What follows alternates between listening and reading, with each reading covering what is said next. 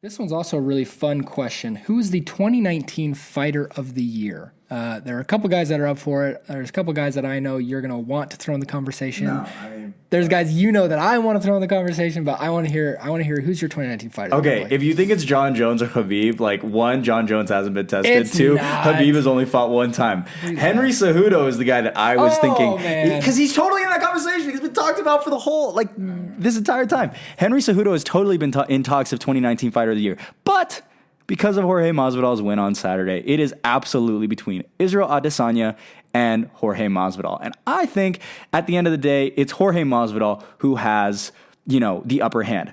In his first two matchups this year, Darren Till, Ben Askren, a combined record of 36-1, one no contest, one majority draw.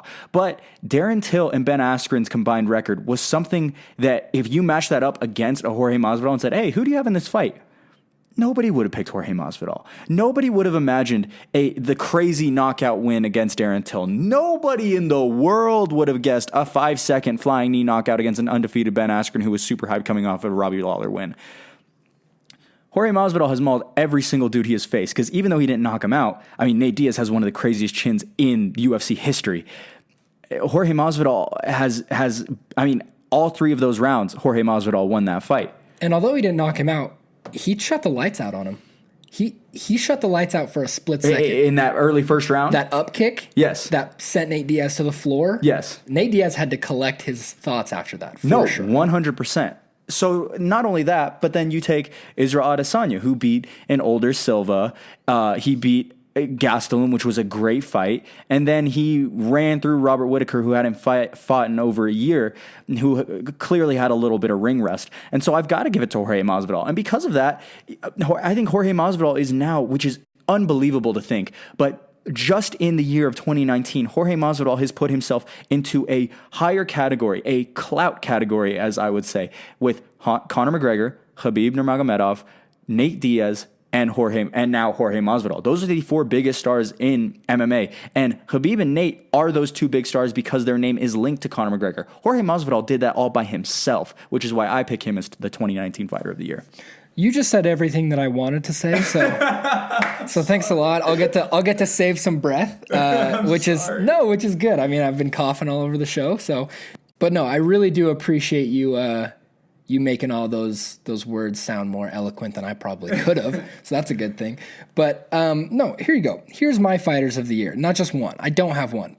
It's George Masvidal. There's no debate. There's no way that I could come back and say, well, Blake, I think you're wrong because of this. No. But Fighters of the Year, Conor McGregor, Ben Askren, Colby Covington, guys that we would put on the biggest loser totem pole of the year. But these guys have made themselves relevant through the UFC community.